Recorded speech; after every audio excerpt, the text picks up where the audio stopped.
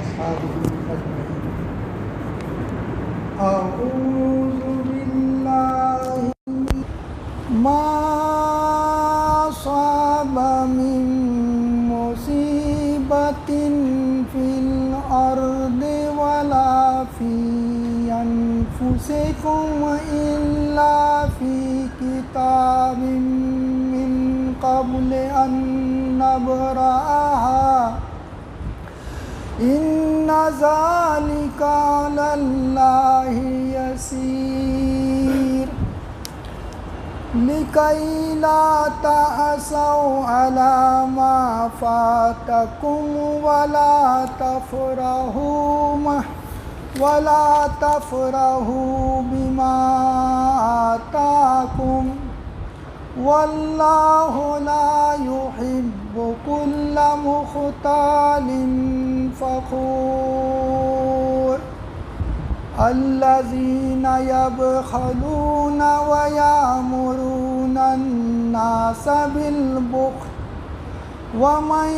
يتول فإن الله هو الغني الحميد لقد أرسلنا رسلنا بالبينات وأنزلنا معهم الكتاب والميزان ليقوم الناس بالقسط وأنزلنا الحديد فيه بأس شديد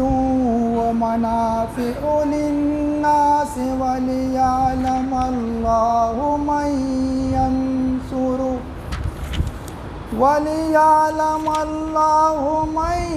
ينصره ورسله بالغيب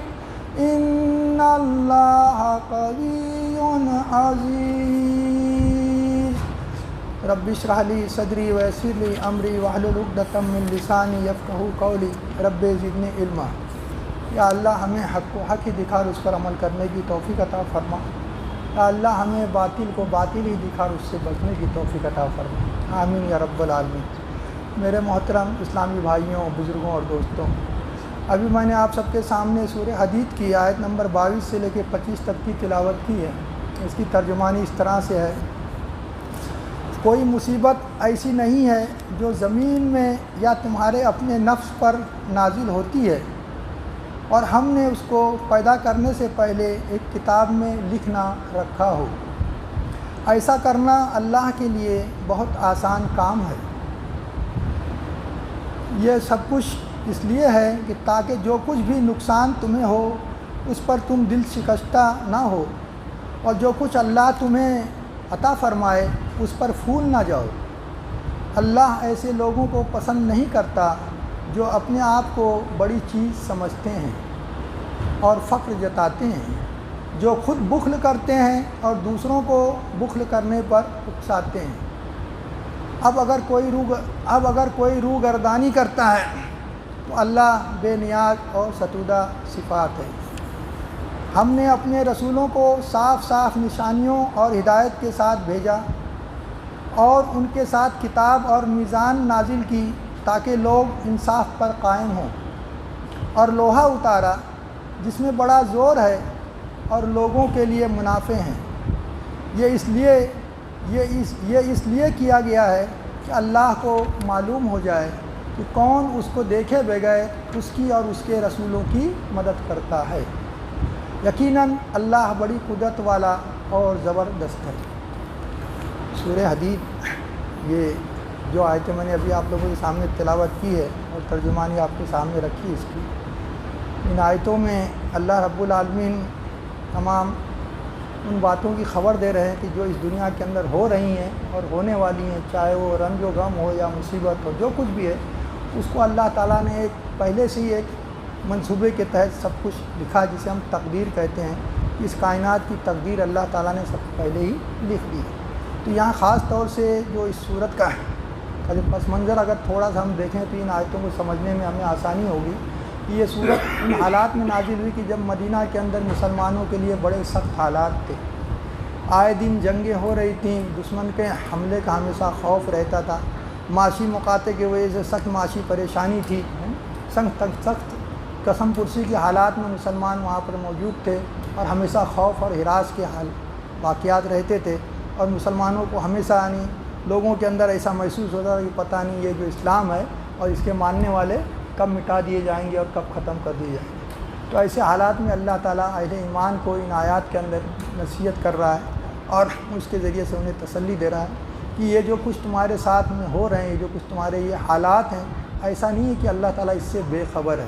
بلکہ اللہ رب العالمین سب کچھ جانتا ہے، اور یہ جو کچھ حالات تمہارے ساتھ پیش آ رہے ہیں یہ اللہ کے ایک منصوبے کے تحت ہیں، اور یہ منصوبہ یہ کہ اس کے ذریعے سے اللہ رب العالمین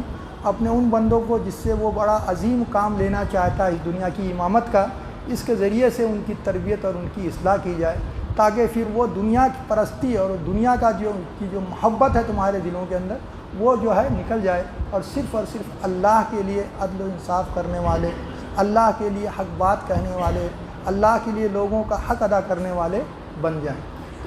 یہ آیتوں کے اندر اللہ تعالیٰ نے اسی بات کا ذکر کیا ہے کہ اس دنیا میں کوئی بھی مصیبت یا زمین پہ یا انسان کے نفس پہ،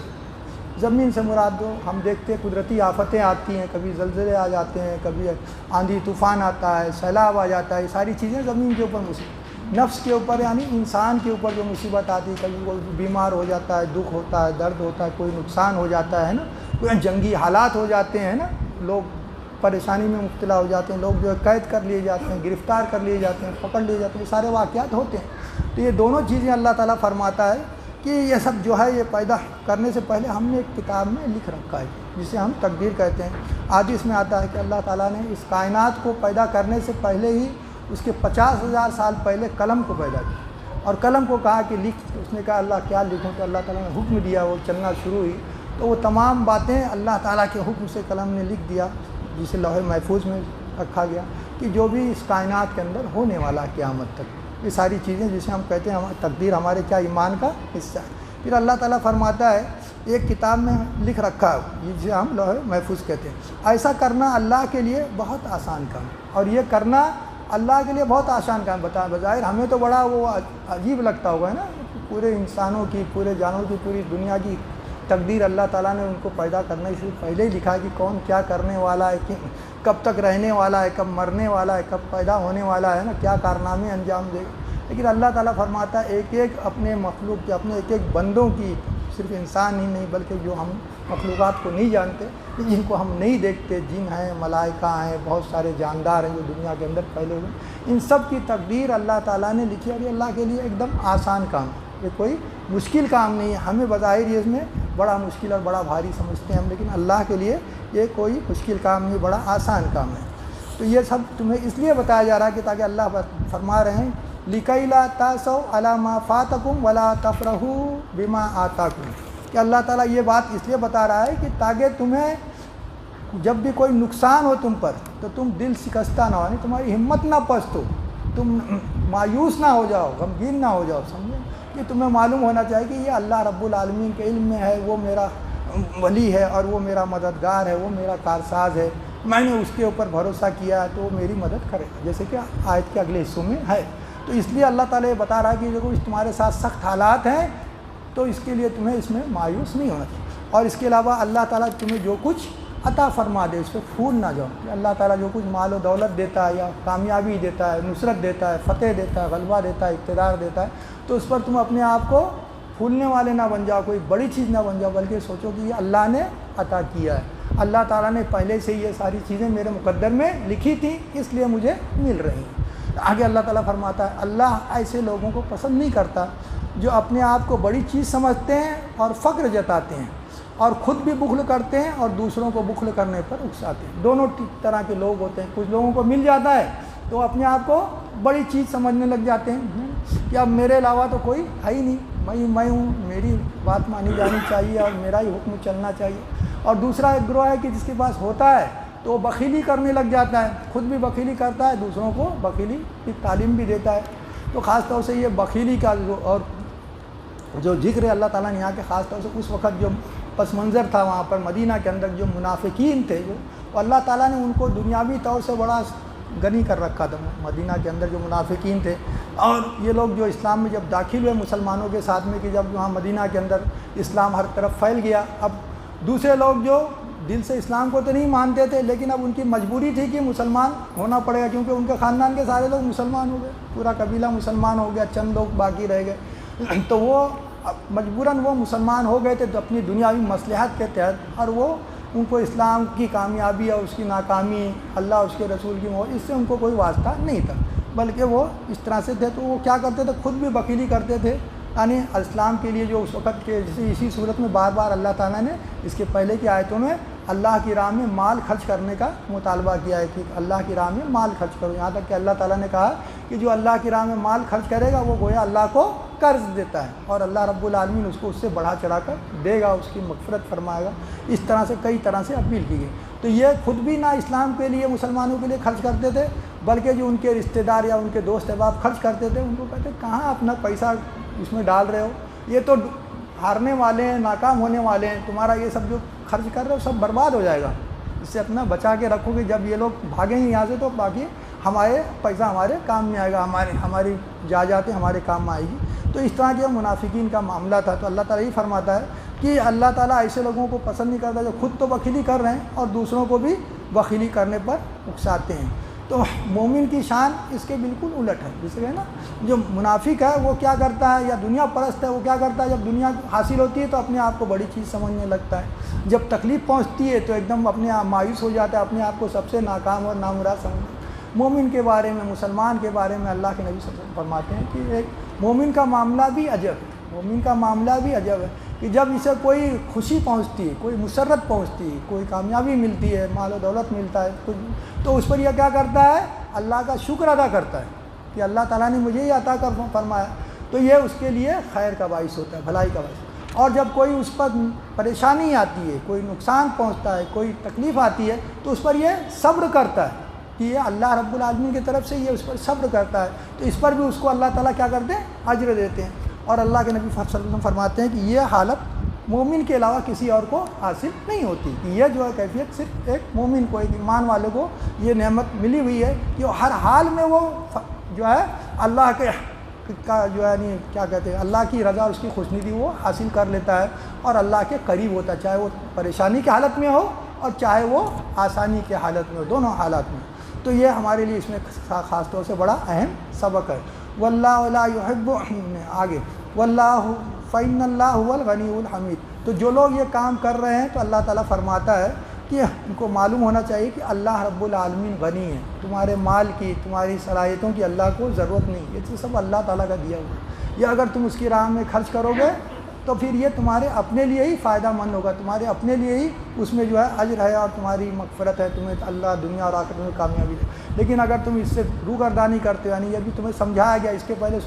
شروع سے لے کے یہاں تک کہ 22 آیت تک مسلسل ان لوگوں کے رویے پر تنقید بھی کی گئی، ان کو نصیحت بھی کیا گیا، تو اس کے باوجود بھی ابھی بھی تمہارے سمجھ میں نہیں آتا، تمہارے اندر اخلاص نہیں آتا، تم اسلام کے مخلص نہیں بنتے، اسلام کے لیے قربانیاں نہیں دیتے، تو اللہ کو اس کی کوئی حاجت نہیں ہے، اللہ کے دین کو تمہاری کوئی حاجت نہیں، وہ غنی ہے اور حمید ہے کہ وہ ایک دم بہت ہی اچھی صفات والوں کو پسند کرتا ہے۔ اس کی خود صفات کیا ہے، بہت ہی تعریفوں والا، اس کی کوئی تعریف کرے یا نہ کرے وہ ہے کہ اس کی بڑائی ہے، اس کی حمد ہے، اور پھر وہ ایسے لوگوں کو پسند کرتا ہے کہ جو اچھی صفات کے لوگ، بری صفات کے لوگوں کو اللہ رب العالمین پسند نہیں کرتا۔ آگے اللہ تعالیٰ فرماتا ہے لقد ارسلنا رسولنا بالبینات وانزلنا معهم الکتاب والمیزان لیقوم الناس بالقسط، ہم نے اپنے رسولوں کو صاف صاف نشانیوں اور ہدایت کے ساتھ بھیجا اور ان کے ساتھ کتاب اور میزان نازل کی تاکہ لوگ انصاف پر قائم ہوں۔ اب یہاں رسولوں کو بھیجنے کا جو مقصد کیا ہے، اللہ تعالیٰ نے یہ بتایا کہ رسول کیوں بھیجے جاتے ہیں، ان کی بعثت کیوں کی جاتی ہے، اور پھر رسول کے بارے میں ان کے ساتھ کیا کیا چیزیں ہوتی ہیں اس کا ذکر کیا۔ سب سے پہلے رسول اس لیے بھیجے جاتے ہیں کہ اس دنیا میں کیا کریں، وہ انصاف قائم کریں، انصاف قائم کرنے والے بن جائیں۔ تو اس کے لیے اللہ تعالیٰ ان رسولوں کو کھلی کھلی نشانیوں کے ساتھ بھیجتا ہے۔ نشانیوں سے مراد کہ ان کا رسول ہونا سب لوگ کے اوپر واضح ہو جاتا ہے، صاف صاف نشانیوں کے ساتھ آتے ہیں، کسی کو کوئی کنفیوژن نہیں رہ جاتا، شک و شبہ نہیں رہ جاتا کہ یہ واقعی رسول ہے کہ یہ اس نے ڈھونگی ہے، کوئی اپنا اس طرف سے اس طرح کا اس نے رسالت کا دعویٰ کر دیا ہے، فراڈ کر رہا ہے، نہیں، بلکہ وہ صاف صاف لوگوں کے اوپر کھل کے واضح ہو جاتا ہے کہ یہ واقعی سچا ہے اور واقعی یہ اللہ کا رسول ہے۔ اسی لیے اللہ تعالیٰ نے ہر رسولوں کو اسی قوم کے اندر سے بھیجا۔ اللہ تعالیٰ خود نبی صلی اللہ علیہ وسلم کے بارے میں فرماتا ہے کہ ہم نے تو تمہارے اندر سے ہی رسول کو اٹھایا ہے۔ آپ کا صاحب کہا کہ تمہارا ساتھی کہا اللہ تعالیٰ نے کہ تمہارے ساتھی تمہارے صاحب ہے نا، کہ رات دن تمہارے اندر جو اٹھتے بیٹھتے تھے، آج سے 40 سال تک تمہارے اندر انہوں نے ایک لمبی مدت زندگی گزاری ہے، اس میں کبھی انہوں نے تم کو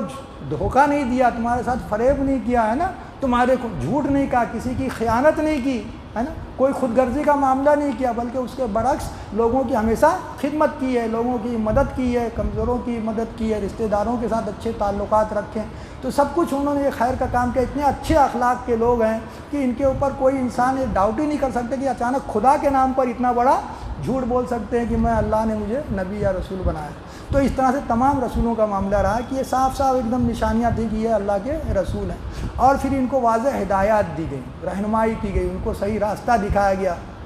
کہ جو ہے اس طرح سے تمہیں اپنے مشن کو آگے بڑھانا ہے، یہ کام کرنا ہے، اور اس کو اس راستے کو صحیح طریقے سے اس پر عمل کرنے کے لیے کیا کیا، ساتھ میں کتاب نازل کی۔ وَأَنزَلْنَا مَعَهُمُ الْكِتَابِ، ان کے ساتھ پھر کتاب بھیجی کہ کتاب کے اندر وہ تمام احکام بیان کر دیے، ان تمام تعلیمات کو دے دیا جو حق اور باطل کے درمیان فرق کرنے والی ہے، تمہارے لیے حلال کیا ہے، حرام کیا ہے، جائز کیا ہے، ناجائز کیا ہے، کس طرح سے تمہیں اپنے معاملات کو کرنا ہے، کس طرح سے عدل و انصاف کرنا ہے، کس طرح سے اللہ کی عبادت کرنا ہے، تمہارے اللہ کا تم پر کیسا حق ہے، تمہارے والدین کا تم پر کیا حق ہے، تمہارے خاندان والوں کا تم پر کیا حق ہے نا تمہارا۔ تو یہ ساری چیزیں اللہ تعالیٰ نے اس کتاب کے اندر لوگوں کو بیان کر دی تاکہ وہ اس کے ذریعے سے دنیا کے اندر ان عدل کو قائم کرے، والمیزان، تاکہ لوگوں پر انصاف قائم ہو۔ تو ایک تو کتاب ہے، کتاب و میزان کو قائم کرنے کے لیے اللہ تعالیٰ نے انصاف کے لیے ترازو، کچھ لوگوں نے اس کو ترازو ترجمہ کیا، وہ بھی یعنی ایک بیلنس والی چیز ہے، اور ایک عدل کیا کہ انصاف قائم کریں، اس دنیا کے اندر عدل و قسط کا نظام قائم کریں کہ لوگ حق پر گواہ ہوں۔ تو اس لیے جو ہے یہ انصاف، یہ عدل، یہ سچائی، اس کو قائم کرنا، اس کے لیے نبی بھیجے جاتے ہیں، اور اس کی اسلام میں بڑی اہمیت ہے۔ انصاف کے بدلے میں کیا ہوتا ہے؟ ظلم ہوتا ہے، ناانصافی ہوتی ہے۔ ظلم کو اللہ تعالیٰ کبھی پسند نہیں کرتا، ناانصافی کو اللہ تعالیٰ کبھی پسند نہیں کرتا۔ اسی لیے جھوٹی گواہی کو اور شرک کو دونوں کو برابر کے گناہ بتایا گیا۔ اللہ کے نبی صلی اللہ علیہ وسلم ایک دن فجر کی نماز پڑھ کر آپ نے لوگوں کی طرف چہرہ کیا، کھڑے ہو کر فرمانے لگے کہ جھوٹی گواہی دینا اور شرک کرنا دونوں برابر کے گناہ ہیں، اور آپ نے ایک بار نہیں بلکہ 3 بار اس کو ریپیٹ کیا کہ جھوٹی گواہی دینا اور شرک کرنا دونوں برابر کے گناہ ہیں، کیونکہ ظلم جو ہے کیا ہے؟ یہ ناانصافی ہے۔ اسی لیے جو شرک جو ہے اس کو سب سے بڑا گناہ کہا گیا ہے نا، سب سے بڑا ظلم کہا گیا نا، ان الشرک لظلم عظیم، کہ شرک جو ہے یہ سب سے بڑا ظلم ہے کہ لوگ اللہ کا حق ادا نہیں کرتے، اللہ کے حق کو دوسروں کو دے دیتے ہیں، یہ اللہ کا حق مار دیتے ہیں، یہ سب سے بڑی ناانصافی۔ اس کے بعد میں پھر والدین کے حقوق ہیں، عدل و انصاف، دنیا میں ایک دوسرے کے حقوق ہیں، ایک دوسروں کے ساتھ میں امن سے رہے، ایک دوسرے کے حق کو ادا کرے، کسی کے حق کو، کسی کا جو ہے ناحق مال نہ لے، نہ کہ کسی کو ناحق طریقے سے ستائے، نہ ہی کسی کو ناحق اس کے اوپر کوئی یعنی مصیبت اور پریشانیاں ڈالے۔ تو یہ تمام چیزیں جو ہیں میزان کے ذریعے سے یعنی عدل و انصاف کے ذریعے سے نبی کا مقصد ہوتا ہے کہ وہ قائم کرے۔ اب اس کو قائم کرنے کے لیے کیا ہوتا ہے کہ جب آپ حق کی بات کریں گے، حق سچ بات کریں گے، تو پہلے سے جو لوگ باطل کا نظام اس دنیا کے اندر چلا رہے ہیں، جو باطل پرست ہیں، جو غلط نظام چلا رہے ہیں، جن سے اپنے ان کے مفادات وابستہ ہیں، تو یہ اس حق کی مخالفت کریں گے، ہے نا۔ حق کی مخالفت ہمیشہ انہی لوگوں نے کی نا۔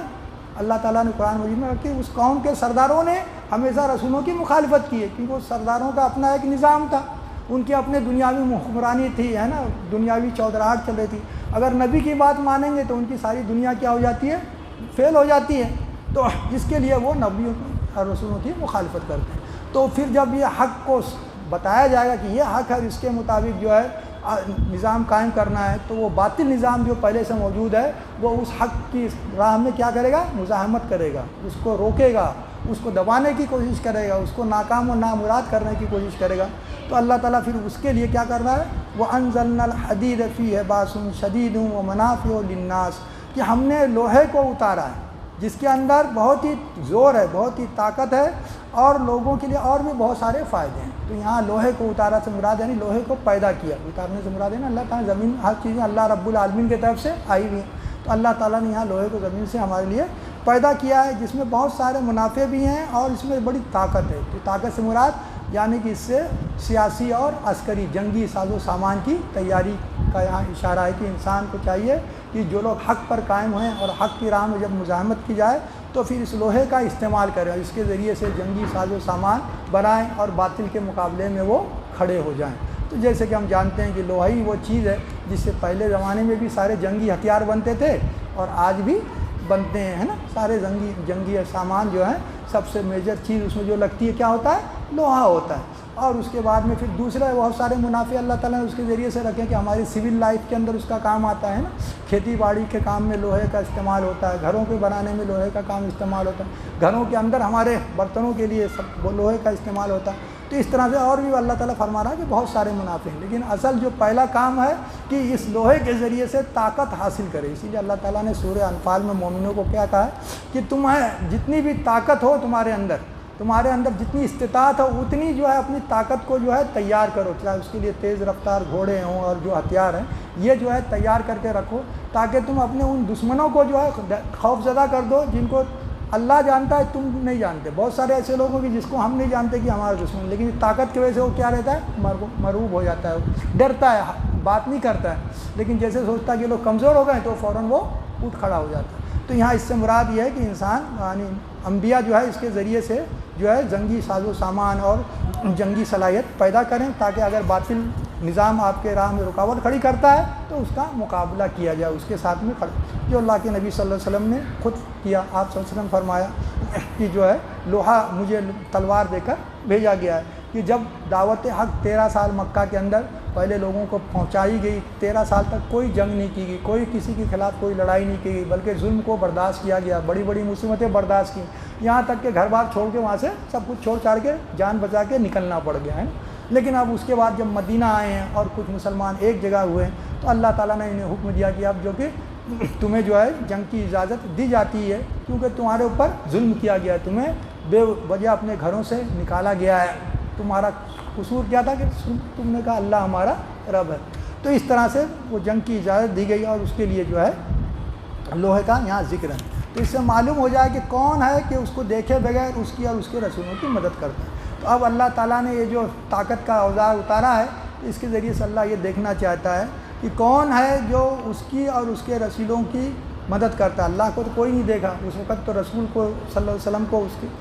صحابہ کرام دیکھ رہے تھے، آج ہم اپنے رسول کو بھی نہیں دیکھتے، وہ تعلیمات ہمارے سامنے ہیں۔ تو کون ہے جو اللہ کو نہیں دیکھا ہے اور رسول کو نہیں دیکھا، اس کے باوجود وہ اس کی باتوں پر ایمان لاتا ہے، اس کی مدد کرتا ہے۔ اس کی مدد کرنے سے کیا مطلب؟ اس کی مدد کرنے سے مراد یہ ہے کہ اس کے حکم کو اس دنیا میں نافذ کیا جائے، اس کا حکم عام کیا جائے، اس کی تعلیمات اس دنیا کے اندر عام کیا جائے، جس مقصد کے لیے اللہ تعالیٰ نے انبیاء کو بھیجا تھا وہ کام آگے بڑھایا جائے کہ اللہ کا جو نظام عدل ہے وہ اس دنیا کے اندر لوگوں کے اوپر آ جائے۔ تو اس مقصد کے لیے جو اس کو اللہ تعالیٰ نے یہ کام جو کرے گا، اس کو اللہ تعالیٰ جیسے دوسرے مقام پہ بھی قرآن مجید میں بار بار اس کا ذکر کیا ہے کہ ایسے لوگوں کو اللہ تعالیٰ اپنا مددگار کہتا ہے نا۔ انسان بہت سارے نیک کام کرتا ہے، بہت ساری ہم عبادتیں کرتے ہیں نا، تو اس میں کیا انسان اللہ کی بندگی کرتا ہے، اللہ کی بندگی کرتا ہے، اللہ کا حکم مانتا ہے، اور لیکن اللہ تعالیٰ کے دین کی سربلندی کے لیے جو لوگ کوشش کرتے ہیں، اللہ کے دین کو پھیلانے کے لیے جو لوگ کوشش کرتے ہیں، اللہ کے دین کو جو لوگ قائم کرنے کی کوشش کرتے ہیں، ان کا مقام مرتبہ اللہ تعالیٰ یہ کہہ کے بڑھاتا ہے کہ یہ لوگ میرے کیا ہیں؟ مددگار ہیں۔ یہ اس وقت اللہ تعالیٰ ان کو اپنا مددگار کہتا ہے، اور پھر اللہ تعالیٰ ان سے اپنی مدد کا وعدہ کرتا ہے کہ ایسے لوگوں کی میں ضرور مدد کروں گا جو میری مدد کریں گے۔ تو یہاں بھی اللہ تعالیٰ یہ فرما رہا ہے کہ وہ اللہ دیکھنا چاہتا ہے کہ کون ہے کہ جن کو میں نے دنیا کی صلاحیتیں بھی دی ہیں، سب کچھ دیا ہے، اقتدار، لیکن اس کے باوجود وہ کیا میرے دین کو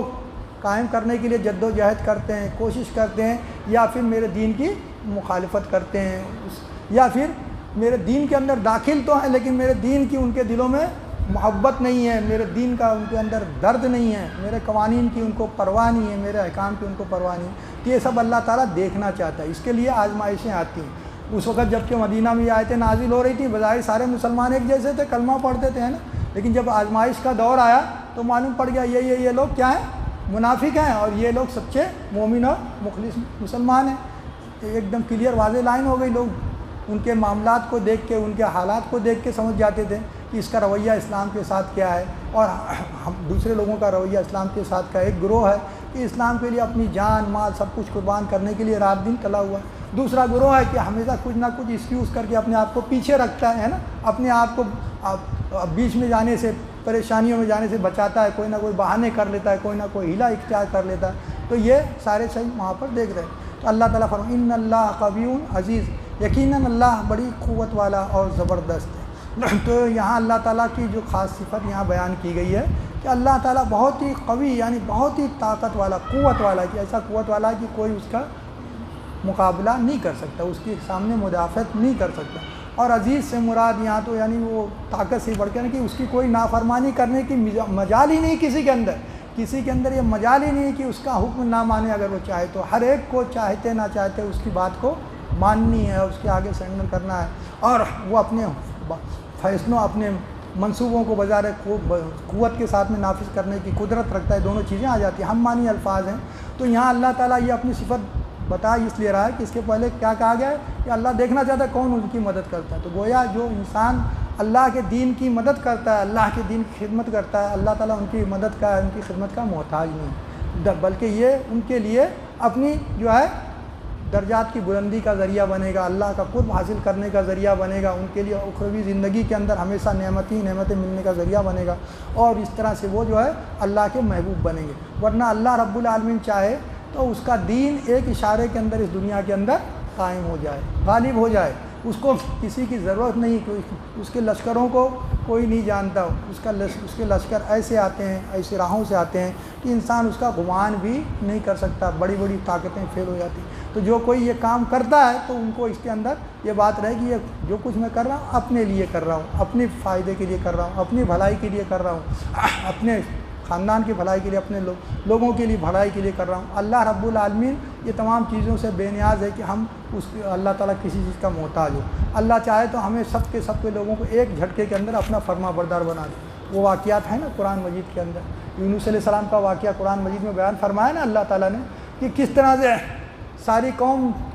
مخالفت کرتی رہی، کوئی بھی ایمان نہیں لایا، ہے نا، کوئی بھی ایمان نہیں لایا۔ اب آخر میں تنگ آ کر پھر ان کو عذاب کی دھمکی دے کر چھوڑ کر بھاگ گئے وہاں سے، عذاب کی دھمکی دے کر نکل گئے کہ اب تمہارے اوپر اللہ کا عذاب آنے والا ہے، اور اللہ کی اجازت کے بغیر وہ علاقہ انہوں نے چھوڑ دیا۔ اب جب چھوڑ دیا وہاں سے وہ نکل گئے تو جانے کے بعد میں پھر وہ لمبا قصہ سب جانتے ہیں کہ کس طرح سے اللہ تعالیٰ ان کو مچھلی کے پیٹ میں چلے گئے، پھر اللہ نے ان کی دعا قبول کی، مچھلی کے پیٹ سے نکالا، پھر اللہ تعالیٰ نے ان کو اسی قوم کے طرف واپس بھیجا، کیونکہ جب اس قوم کے اوپر عذاب کے آثار آ گئے تو وہ سمجھ گئے کہ تو یونس علیہ السلام جو ہمیں دھمکی دے کر گئے تھے وہ پوری ہونے والی ہے۔ تو سارے کے سارے لوگ نکل کر اللہ سے معافی مانگنے لگے، توبہ کرنے لگ گئے، استغفار کرنے لگ گئے۔ تو اللہ تعالیٰ نے ان کی اس توبہ کو قبول کیا، اس لیے قبول کیا کیونکہ یونس علیہ السلام اللہ کے حکم کے بغیر علاقہ چھوڑ دیے تھے۔ تو جب واپس آتے ہیں تو اللہ تعالیٰ خود قرآن مجید میں فرماتا ہے کہ پوری کی پوری آبادی جو 1 لاکھ کے اوپر کی آبادی تھی وہ ایمان لے آتی، پوری آبادی، ساری زندگی محنت کی ہے، کوئی بات نہیں مانا، کوئی ایمان نہیں لایا نا، اور پھر جب موت کے پیٹ سے باہر آئے، موت دوسری زندگی ملی اور اللہ تعالیٰ نے پھر اسی قوم میں لایا تو ساری قوم ان کے اوپر ایمان لائی۔ تو یہ اللہ کی شان ہے کہ کس طرح سے وہ لوگوں کے دل کے اندر ہدایت ڈال دیتا ہے۔ تو یہ اللہ تعالیٰ ہر انسان کے ساتھ میں کر سکتا ہے، ہر دور میں کر سکتا ہے۔ تو لہٰذا ہمیں زیادہ سے زیادہ جو بھی نیکی کے کام، خیر کے کام، بھلائی کے کام، عدل و انصاف کے کام، سچائی کے کام جو ہے یہ کرنا چاہیے، جو اس میں ہمارا اپنا ہی فائدہ ہے، اور اس کے ذریعے سے ہم اللہ کا قرب، اس کی رضا حاصل کریں گے۔ اس کام سے اپنے آپ کو بچائیں گے، اس سے دور رہیں گے تو اللہ کی ناراضگی کا جب ذریعہ بنیں گے، اللہ کی طرف سے جو ہے اس کا باز پرس ہوگی، سوال جواب ہوگا کہ اگر ہماری کتاب تمہارے پاس تھی، ہمارا نبی کی تعلیمات تمہارے پاس تھی، تم نے اس پر کیا عمل کیا، اور پھر تمہارے اطراف میں جو لوگ تھے اس تک کہاں تک اس پیغام کو پہنچا۔ اللہ تعالیٰ سے دعا ہے کہ اللہ تعالیٰ مجھے بھی اور آپ سب کو بھی قرآن مجید صحیح طریقے سے پڑھنے، سمجھنے اور اس پر عمل کرنے کی توفیق عطا فرما۔ اس قرآن کی دعوت ہمیں لوگوں تک پہنچانے کی توفیق عطا فرما، اور اس میں ہمارے لیے آسانی عطا فرما، اور ہم کو ہمیشہ عدل پر قائم رکھ، سچائی کے گواہ بنا، ظلم و زیادتی سے، گناہ کے کاموں سے اللہ تعالیٰ ہماری بھی اور تمام مسلمانوں کی حفاظت فرما۔ سبحان ربک رب العزت عما یصفون، وسلام علی المرسلین، والحمد للہ رب العالمین۔